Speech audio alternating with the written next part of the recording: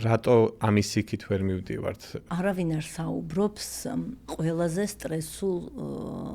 სტრესულ საკითხზე ამერიკაში. ანუ რამდენად რთულია ამერიკული შოუ ბიზნესი? მახსოვს ადამიანები, რომლებიც ჩემს ინგლისურზე იცინოდნენ, კარგად მახსოვს. ძირითადად ჩვენი თანამემამულეები. მე ხინკალს როცა ვჭამან, რაღაცას როცა მივირთმევ, ძალიან უხერხულად ვარ, თუ მე მღერის ვერ ვიყურები. იმიტომ რომ ვთვლი, რომ რესტორანში ხელოვნების ადგილი არ არის. გამარჯობა, მეგობრებო, ეს არის კვირა პოდკასტი და დღევანდელი ჩვენი სტუმარია მომღერალი ია მანიჟაშვილი.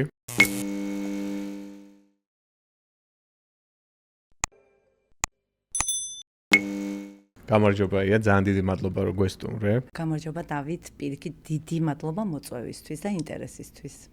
ვინ არის ია მანიჟაშვილი, შენი სიტყვებით რომ რართული კითხვით დაიწყო. მთელი ცხოვრების არსი ზუსტად მაგის გაგებაა, ხო ვინ ვარ? ძალიან დამაბნიე ხა, იმიტომ რომ ერთი სიტყვით, აი პირველი რაც ჩემს თავთან ასოცირდება, ალბათ რავი ხელოვანი ადამიანი. რაც არ უნდა ვაკეთო, მომღერალი ცოტა ესეთი კონკრეტულია, უფრო ვიწრო ის არის. ალბათ უფრო ხელოვანი. შინაგანად ესე უგზნობ, რომ ვარ ხელოვანი ადამიანი თავიდან ბოლომდე.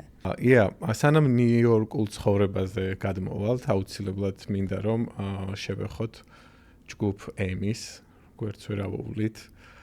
ძალიან წარმატებული პროექტი. მადლობა. რა მოხდა? ეს არის ალბათ მართლა ყველაზე კაი პროექტი, რაც კი ჩემს ცხოვრებაში არსებობდა, მაგრამ პროექტი ცოტა ესეთი როგორ ვთქვა, როგორც კი დავიბადე ეს პროექტი არსებობდა. დავიბადე და უკვე დამხვდა მოცემულობა, იმიტომ რომ არსებობდა ოჯახში, უკვე არსებობდა ეკა. აქედან გამომდინარე, ანუ ემი არსებობდა დასაბამიდან, შეიძლება ასე ითქვას, შეიძლება ფართო მასებისთვის ჩვენ არ ვიყავით ჯერ ცნობილი, მაგრამ სახლში ეს ჩვენი კავშირი, ჩვენი სინთეზი არსებობდა ალბათ ჩემი დაბადების პირველივე დღიდან. რაც შეეხება დაშლას, რაღაც ბუნებრივად მოხდა, თანდები პროცესი იყო ჩემი მიგრაციის, ასე ვთქვათ, ამერიკაში და იმ პროცესების ძალიან ლოგიკური გაგრძელება, რაც საქართველოში ხდებოდა, ანუ ფაქტიურად ამ სფეროში არაფერი აღარ ხდებოდა და ჩვენი გაჩერებაც გამოწვეული იყო აქედან გამომდინარე. და შემდეგ უკვე ამასთან დაერთო ჩემი ამერიკაში გადმოსვლა და შესაბამისად აი ესეთი დიდი ის გამოგვივიდა, რა ქვია, პაუზა დავარქვათ, წყვეტა, დაშლა ცოტა ისეთი იქნება, იმიტომ რომ ჩვენი დაშლა წარმოუდგენელია, ხო? გენეტიკური კავშირის გარდა გვაქვს კიდე ძალიან ბევრი რაღაც საერთო. ამიტომ ალბათ როგორც კი რაღაცა საინტერესო იდეა გაგვიჩნდება, რაღაცა საინტერესო სიმღერა ან მუსიკალური რაღაც იდეა მოვა, მაშინვე ალბათ აღვსდგებით, ესე ფენიქსივით. ამერიკაში გადმოსვლას რაც შეეხება, რატომ ამერიკა და რა მოლოდინებით და მიზნებით ჩამოხვედი ამერიკაში? ეს იყო 2013 წელს, ხო? 10 წელიწადზე მეტი არა? 12 წელი გავიდა. ესეთი ვიცი როგორი საკითხებია ისიც ჯგუფ ემს რაც ეხება და ესეც ძალიან ვრცელი რა ორი სიტყვით რო ვერ იტყვი ისეთი თემებია. განვავრცოთ ხო დრო გვაქვს. ჩემი ამერიკაში წამოსვლა უკავშირდება ჩემს მეუღლეს, მე არა. ანუ სიბარლე გითხრა ემიგრაციაზე ხშირად ალბათ როგორც ყველა ქართველს ყველას უფიქრია, იმიტომ რომ რაღაცას როცა აკეთებ და იმედგაცრუებული ხარ, რაღაც ისე არ მიდის, ალბათ ერთხელ მაინც ყველას უფიქრია, რომ всё, ეხა ავდგები ჩემოდანს, ჩავალაგებ და წავალ. აი ამ დონეზე ყოველთვის იყო ფიქრი ჩემს თავში, სადღაც ქვეცნობიერში რაღაცა ინფორმაცია, რომ აი ერთხელაც ვთი და თუ არ გამოვა, წავა. მაგრამ ბოლოს უკვე ჩემ მეუღლის მუსიკალურ კარიერას უკავშირდებოდა, იმიტომ რომ ქონდა ძალიან ბევრი მოწვევა აქედან, ამერიკიდან, როგორც კი რაღაცა თავის პროექტებს, მუსიკალურ პროექტებს აგზავნიდა, მაშინვე უკავშირდებოდნენ, ეუბნებოდნენ, რომ აი ხვალ შეგიძლიათ შეხვედრაზე მოხვიდეთ და მე როცა არკვევდნენ, რომ შტატ ჯორჯიაში კი არ იყო, ანუ იყო ქვეყანაში, რა თქმა უნდა, ეს პროექტები უკვე აღარ ხორციელდებოდა და ერთჩვენიერ დღეს ავდექით გადავწყვიტეთ, რომ აი ესე სპონტანურად წამოსულიყავით და უკვე ადგილზე მოესინჯა და ენახა რა და როგორ შეიძლებოდა გაეკეთებინა. როგორ გახსოვს პირველი ნაბიჯები ნიუ-იორკში, პირველი შთაბეჭდილებები, როდესაც აი ამ ხელა ქალაქში ჩამოხვედი? რაღაცა წარმოდგენები ხო გვაქვს ხოლმე მაინც სანამ ჩამოვალთ. რა თქმა უნდა, ხა ესე არ ყოფილა, რომ არ მქონოდა წარმოდგენა, მაგრამ მაინც აი ენის ბარიერი იყო ჩემთვის ყველაზე დიდი სირთულე, იმიტომ რომ სხვა ბევრი ხუთი ენაზე ვსაუბრობ და მაინც და მაინც არ ვიცოდი ინგლისური, არ ვიცი ამაში ვინ დავადანაშაულო. ალბათ მშობლები ან სკოლა, იმიტომ რომ გერმანულს სწავლობდი სკოლაში, მე კიდე რაღაცა სხვა ენები შევისწავლე და პირველი იყო დიდი პრობლემა, იყო ენის ბარიერი და მაშინ ვთქვი, რომ მე თუ ენას არ ვისწავლი, ოღონდ ეს ვთქვი რაღაცა 1-2 კვირაში, ვთქვი, რომ მე თუ ენას არ ვისწავლი, მე ამ ქვეყანაში წინ ვერ წავალ, იმიტომ რომ აქ არაფერზე ლაპარაკი არ შეიძლება იყოს, შენ თუ ელემენტარულად იმ ქვეყნის კულტურას, ხო, რომელ ქვეყანაში ცხოვრობ, პატივს არ სცემ. აი მთელი ეს 12 წელი ახლა რო არ მოუყვე მე ნაბიჯ ძალიან ეს იქნება მიუხედავად იმისა რომ ძალიან საინტერესო 12 წელი იყო ძალიან საინტერესო ალბათ ბევრი ადამიანი ინატრებდა ესე თავგადასავალს ეს არის რაღაცა ალბათ ერთი 10 სერიანი ფილმი მეტი თუ არა ძალიან საინტერესო ვიტყვი რომ პირველ 2 კვირაში გადავწყვიტე რომ მე უნდა ვისწავლო ენა და შევუდექი ენის სწავლას და შედეგად მივიღე ის რომ ეს მინდა რომ რაღაცა თუ ვიღაცა უსმენს, ვინც უსმენს, ვიღაცა არა თუ ვინც უსმენს ამ პოდკასტს, თქვა რაღაც мотиваციის სახით მინდა უთხრა ყველას, რომ აი ყველაფერი შესაძლებელია. მახსოვს ადამიანები, რომლებიც ჩემს ინგლისურზე იცინოდნენ, კარგად მახსოვს. ძირითადად ჩვენი თანამემამულეები. ანუ რაღაცა შარჟებივით, რაღაც საშაყირო თემა იყო. მე მინდა ვთქვა, რომ დღეს 12 წლის შემდეგ მე ვარ ნიუ-იორკის მთავარი ფსიქიატრიული კლინიკის მთავარი თარჯიმანი.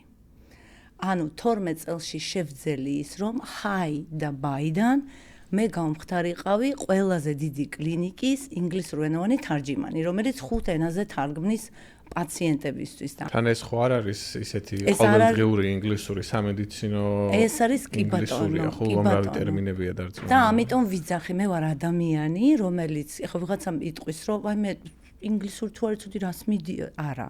მე ვსაუბრობდი გერმანულ, თურქულ, რუსულ ენებზე თავისუფლად გამართულად, მაგრამ ნუ ინგლისურისთვის რატომღაც არ მქონდა დრო, არ იყო ეს ჩემი პრიორიტეტი და თუნდაც Starbucks-ში მახსოვს რიგში ვიდექი და ვუსმენდი როგორ აი ამერიკულად, ხო, ეხლა რაღაცას ჩვენ ბრიტანულ ინგლისურად ყველა სწავლობს, ხო, ყავა როგორ შეუკვეთ, აი ვუსმენდი როგორ უკვეთავდნენ ყავას.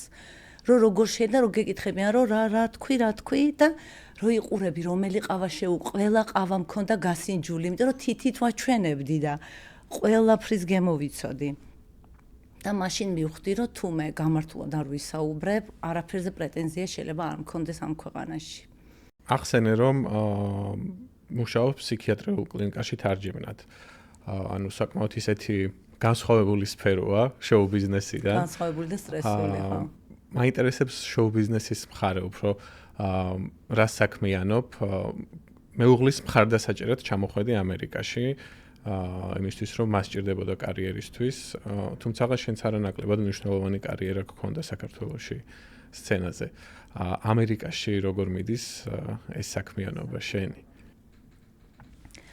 ესე იგი, რაც შეეხება ამ საქმიანობას, ვინაიდან და რადგანაც მუსიკის გარეშე უბრალოდ ვკვდები და ჩემი აი თვალები არ მაქვს გახელი რომ იწყება მუსიკა და მთელი დღე ვცდილობ რომ მუსიკის გარემოცვაში ვიყო, როგორც კი ვახერხებ, გამიჭირდა, მეც გამიჭირდა. ჩემი უღლით ხარდასაჭერად ჩამოვედით, მაგრამ მეც გამიჭირდა მუსიკის გარეშე და რაღაცა გარკვეული პერიოდი მეგონა რომ ეკას გარეშე რატომღაც ვერაფერს ვერ შევძლებდი. მართლა ესე მეგონა, ანუ ვერ წარმომედგინა რომ მე როგორ შეიძლება, აი არიან ხო ადამიანები ესეთი სოლო რაღაცა არტისტები, სოლო შემსრულებლები, მე მაინც უფრო გუნდური მოთამაშე ვარ, ასე ვთქვათ. მიყვარს აი რაღაცა ერთად კოლექტიურად რაღაცის კეთება, გუნდური ტიპი ვარ, მიყვარს ერთად რაღაცების შექმნა, ჭკვიან, ნიჭიერ ადამიანებთან ერთად და ეკას გარეშე ვერ წარმომედგინა და მე ვთქვი რომ მოდი რაღაცა უნდა სინჯო, ვცადო. და ამაზე უფრო დავფიქრდი მას შემდეგ, რაც ჩვენი საკუთარი სტუდია გაგვიჩნდა ნიუ-იორკში. და ამის მე და ჩემმა მეუღლემ დავი MC Production-ი, ანუ დავის სახელი ქვია. და დავიწყეთ აქაურ არტისტებთან თანამშრომლობა და მე ვიყავი ჩემი მეუღლის მარჯვენა ხელიც, მარცხენა ხელიც, ყველაფერი, იმიტომ რომ დასაწყისში ხო არ გაქვს ამის საშუალება და ფუფუნება, რომ მთლიანი სტაფი დაიქირაო.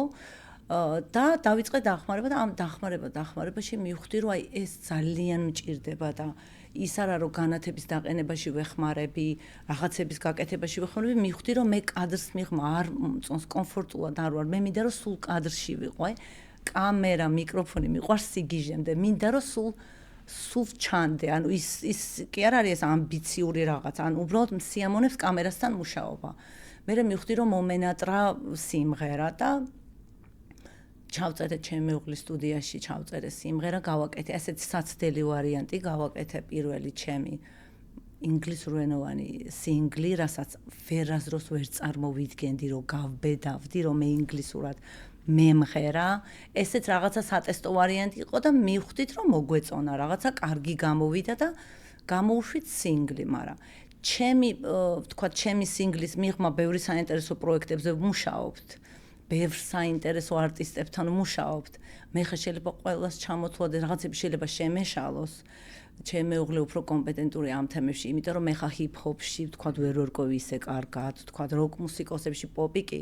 აქ ხო სულ გესმის ხოლმე, რომ რაღაც ისეთი ისტორიები ბარში მღეროდა და მე ჰოლივუდის ვარსკვლავი გახდა, ასე შემდეგ.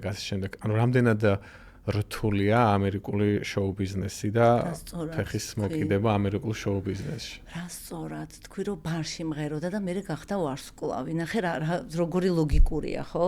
ჩემი ახალგაზრდობის თინეიჯერობის კუმირი იყო პატრისია კასი და მახსოვს პარიზში ერთ-ერთ ძალიან საყვარელ კაფეში მღეროდა და იქ გაიცნო ჟერარ დეპარდიე, შედიოდა ყველა ლანჩზე კინოსტუდიიდან და იქიდან დაიწყო მაგის კარიერა. ნუ იქ სასიყვარულო რომანი და მერე კარიერა და იცი რაზე ვოცდები რომ ჩვენთან პირიქით რო ხდება?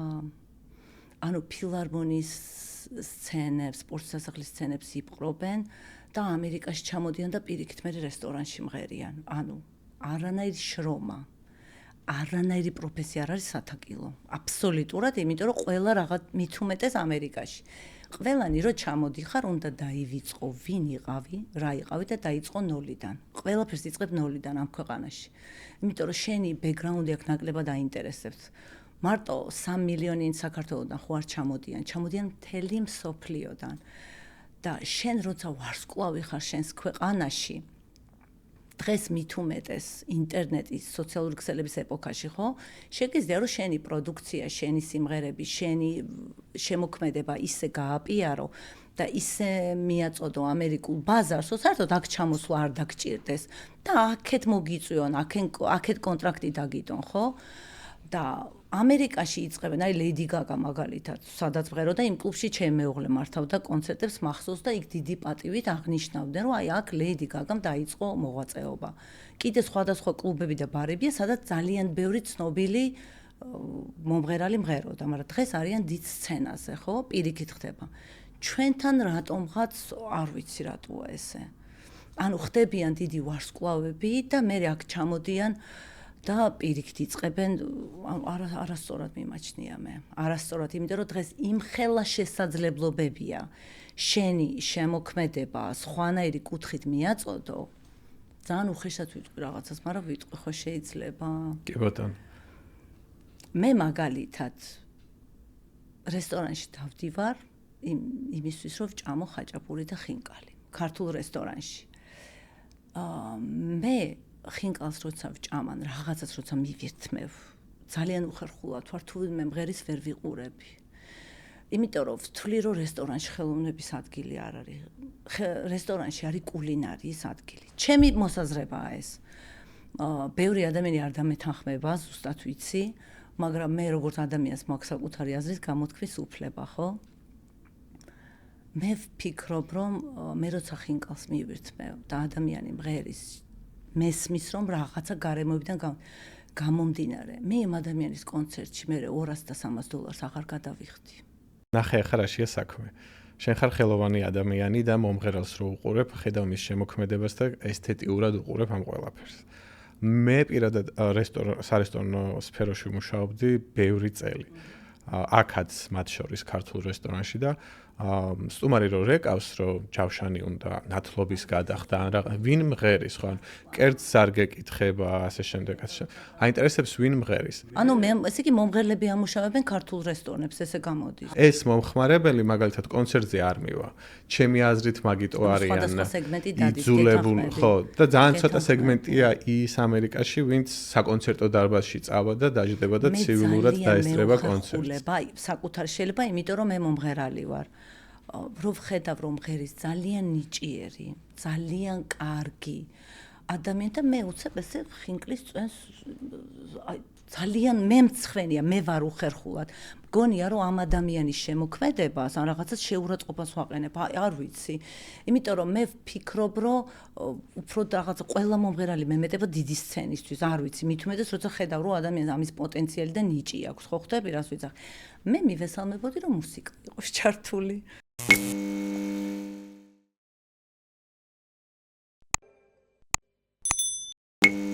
რატო ამის იქით ვერ მივდივართ? შენ ახლა რადგან პროდაქშენში ჩახედული ადამიანი ხარ, მაინტერესებს უბრალოდ შენი გამოცდილება, ანუ რამდენად ადვილია ახალი ვარსკვლავებისთვის ამერიკულ ბაზარზე მოხვედრა. აქაც ჩემს გამოვთქვა, იმიტომ რომ როგორც ყველაფერზე ამაზე ჩემი მოსაზრება მაქვს. მე მაინც ვფიქრობ, რომ მენტალიტეტი ჩვენი ალბათ რაღაცებ, თუმცა თქვა ახლა რომ შევხედოთ თუ ემიგრაციის კუთხით შევხედავთ, თქვა ჩამოსულ ადამიანს როგორ აღიქვამენ, ბოლო დროს ანუ რა პრეცედენტებიც იყო, რომ უკვე ინტერნაციონალური მომღერლები იღებენ თქვა რაღაც პროექტებში მონაწილეობას, ანუ მისაღებია, ხო? მაგალითად ლათინო მომღერლებს ძალიან დიდი წარმატებები აქვთ, ხო, ემიგრანტებს. აი ბოლო დროის ყველაზე დიდი ესეთი ვარსკვლავი ვინც იყო Karol G, ხო? ანუ რამდენი ჩამოდიოდა ამერიკაში, მიდიოდა უკან. და პირველი ლათინო ვარსკვლავია, რომელიც Coachella-ს headliner-ი იქნება წელს. აი ხო ხედავ რამ ხელა მიღწევა და ძალიან ბევრი იმედგაცრუებების მიუხედავად მე მყავს კოლუმბიელი მეგობარი, რომელიც იცნობს ახლოს და იცის ანუ რა გზა გაიარა კოლუმბიიდან დაწყებული თქვა მისი ჩვენ ვიცით ქართველი ვარსკვლავების ჩამოდიოდა ამერიკაში 1-2 წელი რჩებოდა, ეძებდა პროდიუსერებს, რაღაცა გზებს დანებდებოდა, წავიდოდა და ბოლოს რაღაცა ალბათ საჭირო დრო საჭირო ადგილას რო არ უნდა დანებდე. მენტალიტეტი მგონია მე უფრო ალბათ ჩვენი, შეიძლება რაღაცები მიუღებელია ჩვენთვის, პროდიუსერებისთვის ჩვენი რაღაცები მიუღებელი არ ვიცი, კონკრეტულად ეხლა რა გითხრა, იმიტომ რომ ის მუსიკა ვთქვათ კიდევ რაც ამერიკულ ბაზარზე პოპულარულია, მე მგონი ჩვენ ნაკლებად ვაკმაყოფილებთ ყოველ შემთხვევაში, ხომ უნდა იმღერო, ძალიან ცოტა ყავს ინგლისურენოვანი მომღერლები, ძალიან ცოტა. ვინც ამერიკულ ბაზარზე შესაბამისი ინგლისურით იმღერებს. ძალიან ცოტა ყავს ინგლისური რეპერტუარის. ია წეგან ახსენე რომ შენს მეუღლეს საქართველოში ქონდა შემოთავაზებები ამერიკიდან და იმის გამო ჩამოხვედით ამერიკაში, რომ ხალხს ეგონა რომ შტატ ჯორჯიადან იყო და სინამდვილეში იყო საქართველოსდან და ბევრი პროექტი ამის გამო ჩაუვარდა, რომ ფიზიკურად ამერიკაში არ იყო. აი მე უკვე როდესაც ჩამოხვედით ამერიკაში, როგორ წავიდა თქვენი საქმე, შენი და დავის საქმე, რამდენად გაამართლა აი ამ ემიგრაციაში ჩამოსვლა? ჩამოფრინდით მაისის თვეში და მახსოვს მეორე-მესამე დღიდანვე დავი დაიწყო კასტინგებზე სიარული, იმიტომ რომ რამოდენიმე როკ ჯგუფში რომლებიც ვოკალისტს ეძებდნენ, ქონდა უკვე ჩანიშნული შეხვედრები და ისეთი ის იყო, რა ქვია, გზები რო არ იცი, ხო, რთულად რო გადაადგილდები და დღეში რამოდენიმე ადგილას გვიწევდა ესეთი სწრაფი ტემპით სიარული, მაშინ არ იყო ეს ბედნიერება ჯერ iPhone-ი და Google Map-ი და შემდეგ და ქაღალდისიმით დავდიოდით რუკით სხვათა შორის. და აღმოჩნდა კიდე ერთი ის, რომ საქართველოსდან ჩამოტანილი ტელეფონებიც კარგად ვერ მუშაობდა. ამერიკაში. მოკლედ, წარმატებული კასტინგების შემდეგ ერთ-ერთ როკ ჯგუფში დაამტკიცეს ვოკალისტად და მინდა გითხრა 2020 წლამდე, ანუ კოვიდამდე ამ ჯგუფში ძალიან ისე ნაყოფიერად მოღვაწეობდა, ძალიან ბევრ შტატში ჰქონდათ კონცერტები.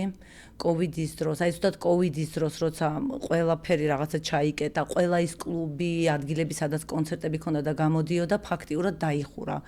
ან გაკოტრდნენ, ან დახურეს, იმიტომ რომ 2-3 წელი ფაქტიურად უმოქმედოთ იყო ეს ადგილები და მაშინ გაჩნდა ზუსტად ჩვენი სტუდიის გახსნის იდეა, აი სახლში ჯდომის პერიოდში, პანდემიის პერიოდში, რომ რა გავაკეთოთ, მოდი ხო არ დავიწყოთ უკვე ჩაწერა, გადაღება, იმიტომ რომ ეს რაღაცა სხვა იმაში გადავიდა ცხოვრება, სხვა ეტაპზე, ასე ვთქვათ.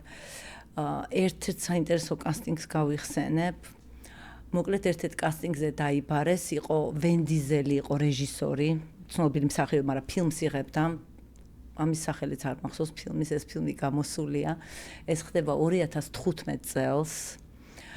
და ერთ-ერთ კასტინგზე მიდის, ეძებენ მუსიკოსს. ანუ ვოკალისტს ეძებენ, სცენა არის ესეთი, რომ რაღაცა ჩხუბი ხდება ბარში და სცენაზე პარალელურად მღერის ბენდი.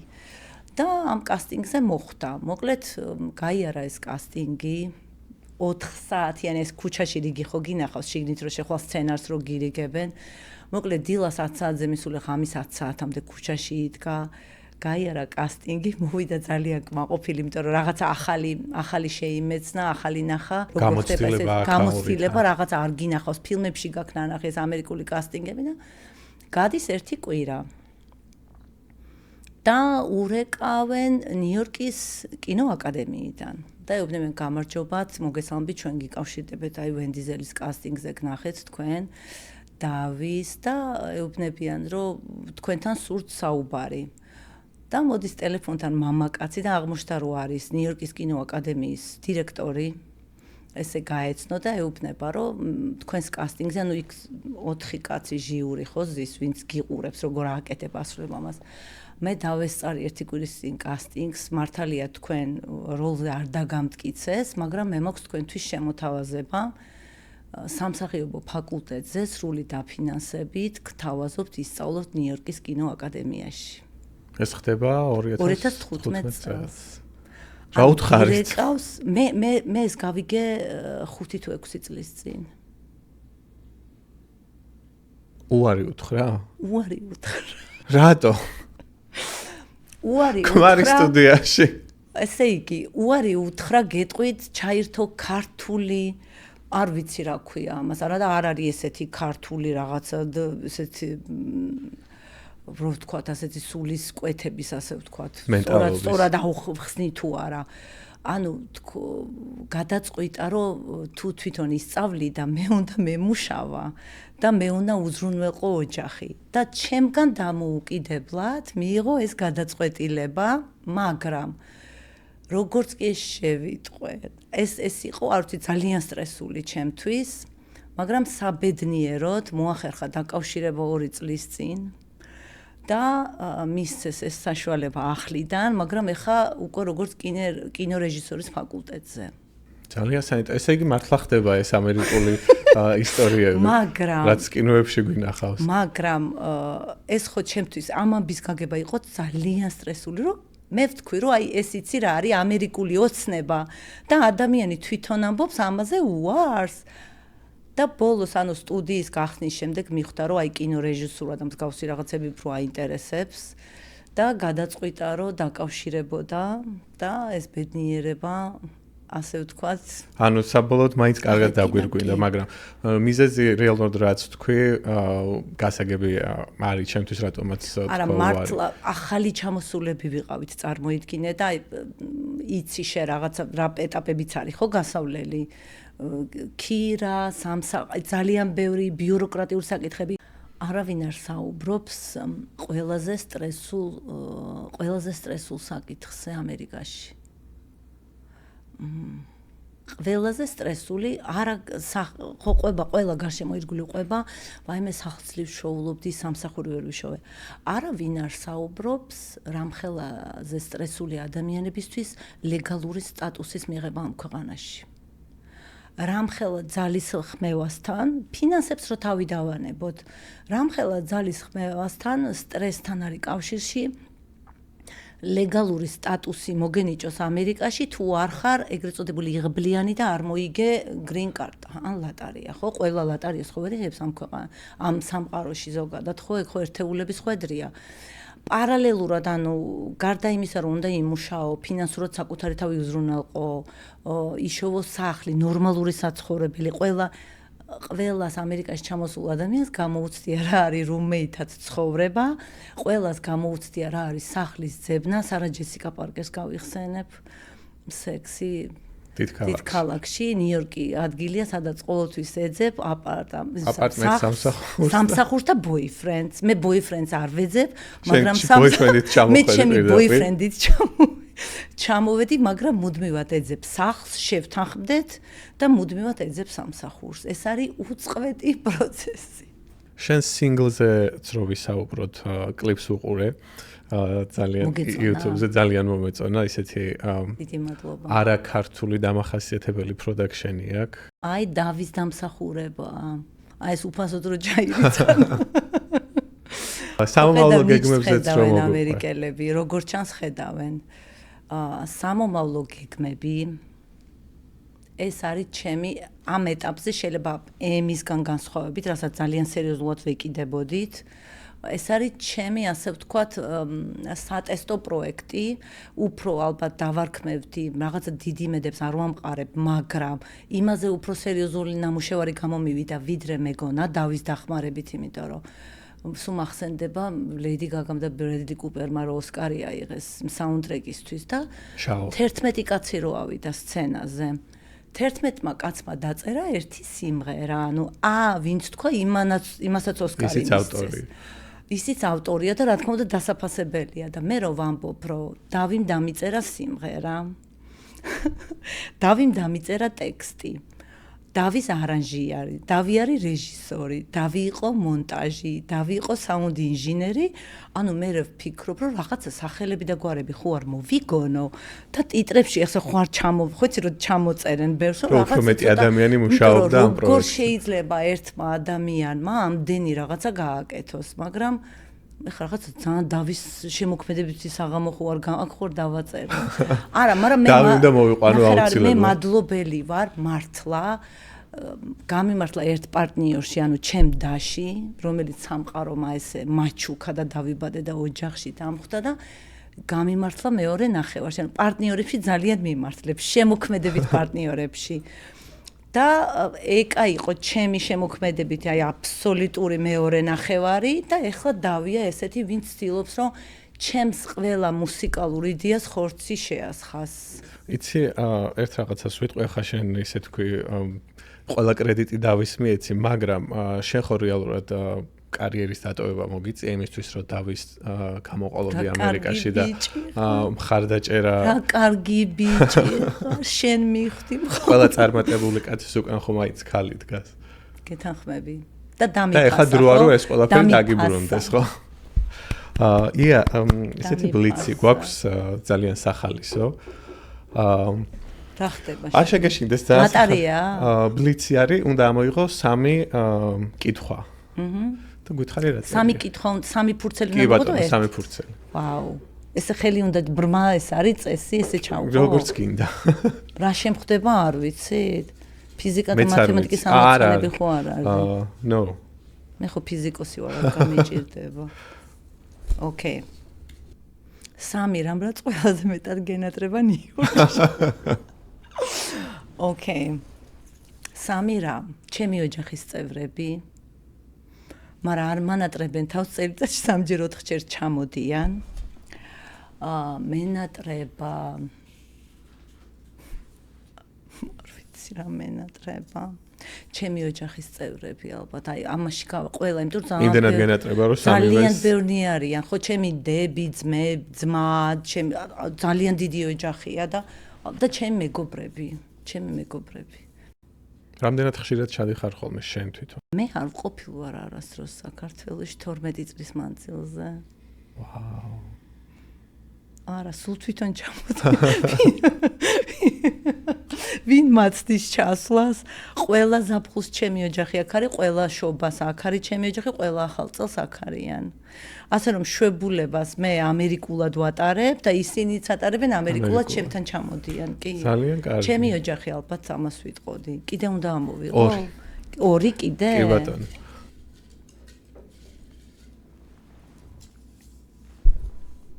სამი რაც ყველაზე მეტად გიყვარს ნიუ-იორკში. Street food-ი, halal food-ი. Street-food-ში გადის. მეხუთე ავენიუზე. თვითონ ნიუ-იორკი მიყვარს ძალიან. ნიუ-იორკი მიყვარს. არის ნიუ-იორკი შენი სახლი? კი არის ჩემი სახლი და კიდე რა მიყვარს? აუ ყველაფერი მიყვარს. ძალიან მიყვარს აქაურობა. ყველაფერი მიყვარს.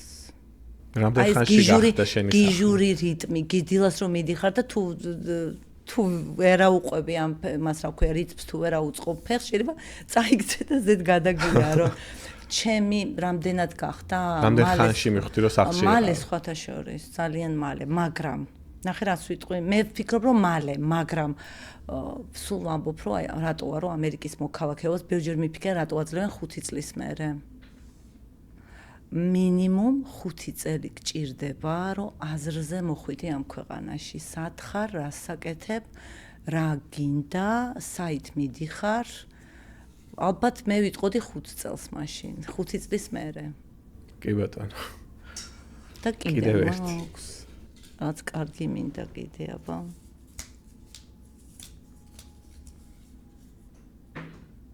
სამი საყვარელი ადგილი ნიუ-იორკში Broadway show, იმიტომ რომ აი ყველა Broadway show მაქვს ნანახი და ზოგი მაგალითად Moulin Rouge-ი მაქვს 4ჯერ თუ 5ჯერ ნანახი.